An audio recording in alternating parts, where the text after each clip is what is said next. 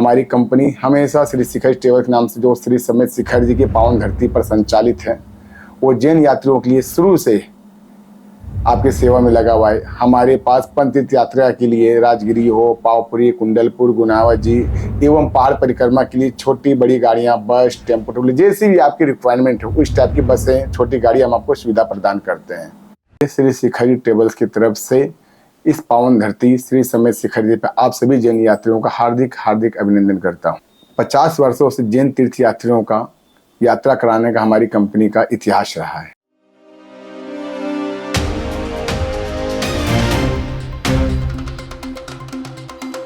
खबर अचंभित करने वाली है। खबर अजीबो गरीब तरीके से जमीन के दस्तावेजों के खिलवाड़ से जुड़ी है और नजरें जमाए रखी है, क्योंकि आज जो खुलासा करने जा रहे हैं उसे देखने और सुनने के बाद आपके पैरों तले जमीन खिसक जाएगी।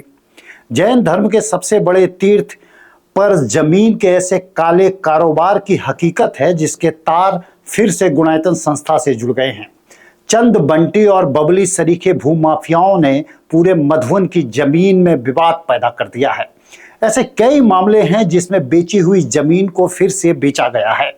दस्तावेज चीख कर इस बात की गवाही दे रहे हैं कि 20 तीर्थंकरों की सिद्ध भूमि में जमीन के अंधे कारोबार में ऐसे भूमाफियाओं की एंट्री हो चुकी है जिनका कनेक्शन इतना मजबूत है कि इनके खिलाफ कोई आवाज तक नहीं उठा सकता।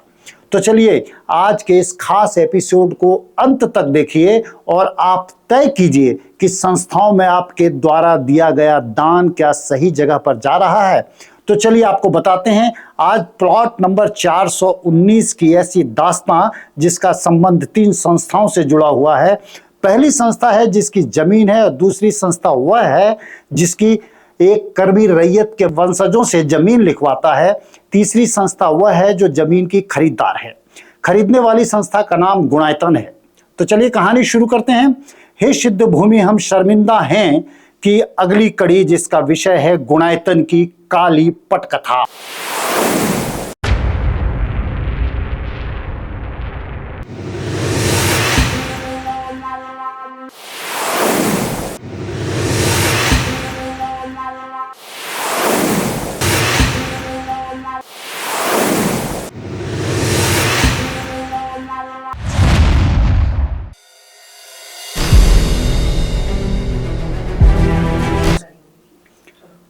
सबसे पहले अपने फायदे की बात, अगर आपने हमारे चैनल को सब्सक्राइब नहीं किया है तो कर लीजिए, और अगर शिखर जी की खबरों से आपको अपडेट रहना है तो लाइक और सब्सक्राइब के साथ साथ शेयर जरूर करना सीखें और इत्मीनान से इस पूरे वीडियो को आप देखिएगा।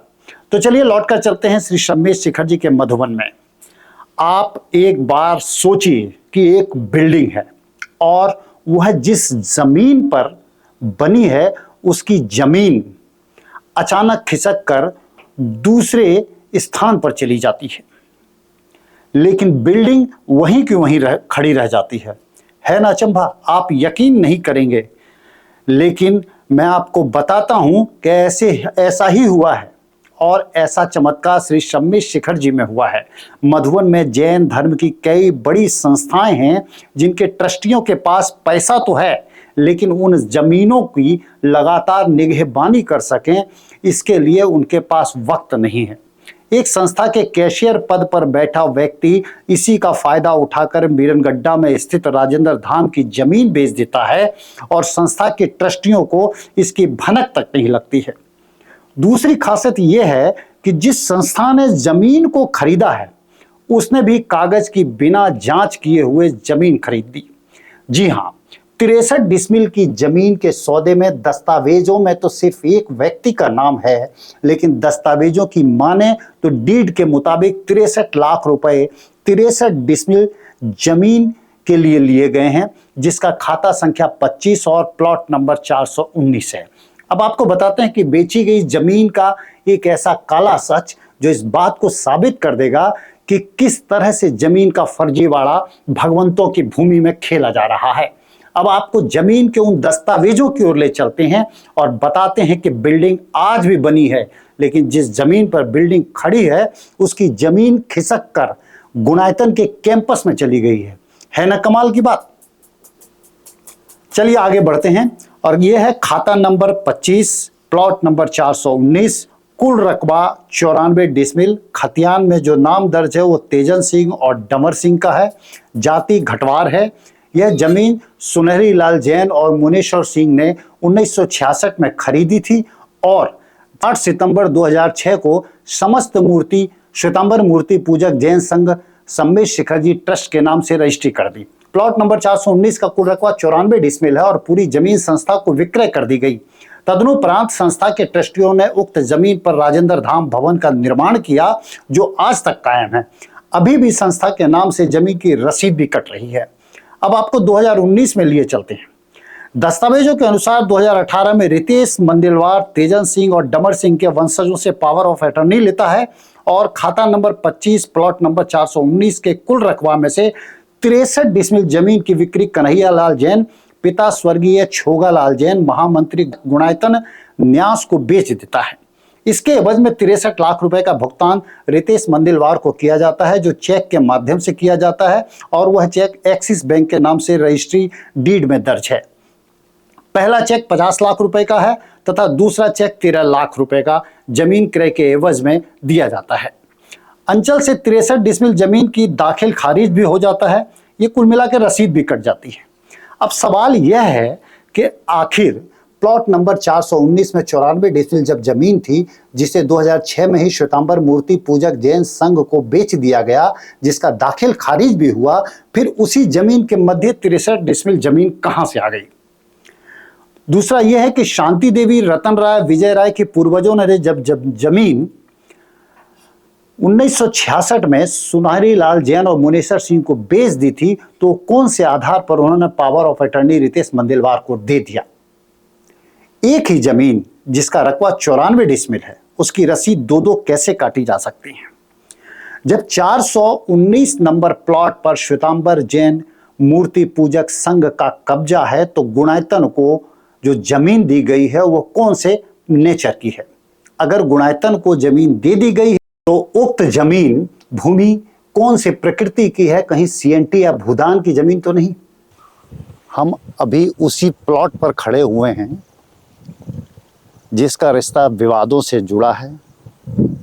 काफी बड़ा एरिया है, आप देख सकते हैं। पूरा जो कैंपस है, ये लंबी चौड़ी बाउंड्री की गई है, वो पूरे विवादों से घिरी हुई जमीन है और इसी जमीन पर तरह तरह के लोग दावा कर रहे हैं। यह 420 नंबर प्लॉट है, 427 है, 444 है, 443 नंबर का प्लॉट है और इसी जमीन को लेकर गुणायतन संस्था पर सवाल उठ रहे हैं।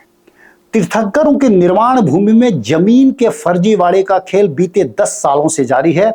गरीब मजबूर लोगों की जमीन को कौड़ियों के भाव खरीदकर पावर ऑफ अटर्नी के दस्तावेज तैयार कराए जाते हैं। सवाल यह है कि जमीन के फर्जीवाड़े में फंडिंग कौन कर रहा था? वह कौन से लोग हैं जो जमीन के धंधे में कौड़ियां लगाकर करोड़ों का कारोबार कर रहे हैं?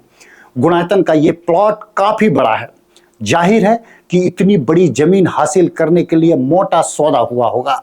पिछले एपिसोड में हमने प्लॉट नंबर 420 का खुलासा किया था और बताया था कि किस तरह से जमीन के खेल में गुणायतन की भूमिका संदिग्ध है। गुणायतन ने जितनी भी जमीनें ली हैं उनमें से ज्यादातर जमीनें विवादों से घिरी हुई हैं। यह 3 संस्थाओं का कनेक्शन है, लेकिन इससे गुणायतन जैसी संस्था बेफिक्र है क्योंकि जमीन पर कब्जा उसी का है और वह साम दाम दंड भेद की नीतियों का अनुसरण करने की आदी हो चुकी है। गुणायतन संस्था की जमीन को लेकर अभी कई दस्तावेजों का खुलासा होना बाकी है। हमारा सिर्फ इतना कहना है कि मंदिर और धर्मशालाओं का कोई भी नवनिर्माण ऐसी भूमि पर नहीं होना चाहिए जो विवादित हो। ये हम मानते हैं कि वर्तमान आपके पक्ष में हो सकता है, लेकिन भविष्य को ना आपने देखा है और न किसी और ने। लेकिन गुणायतन अपना आयतन बढ़ाने के लिए नीतिगत सिद्धांतों की तिलांजलि दे रहा है तो मान लीजिए कि धर्म की आड़ में आडंबरों का ऐसा जाल बुनने की कोशिश कर रहा है जिसकी बुनियाद में सिर्फ विवाद ही विवाद है। साथ ही उन पीढ़ियों को भी विवादों में डालने की कोशिश कर रहा है जो आने वाले दिनों में गुणायतन संस्था का जिम्मा संभालेंगी। अगर आप दान धर्म के पैसों से गलत स्वभाव की जमीन खरीद रहे हैं तो यह जैन समाज को सावधान हो जाना चाहिए, क्योंकि आपका दान बेशक संतों के आशीर्वचनों की आड़ में लिया जा रहा हो, लेकिन उसका उपयोग सही जगह नहीं हो रहा है। बहरहाल गुणायतन संस्था का यह फर्ज बनता है कि विवादित बिंदुओं पर जो भ्रम की चादरें बिछी हुई हैं उन्हें स्पष्ट करें और पूरे पारदर्शी विचारों से अभिप्रेत होकर उन जमीन दलालों पर कार्रवाई करे जिन्होंने उन्हें गलत भूमि फर्जी दस्तावेजों के माध्यम से बेची है। आज इस एपिसोड में बस इतना ही। दीजिए इजाजत। जय जिनेंद्र।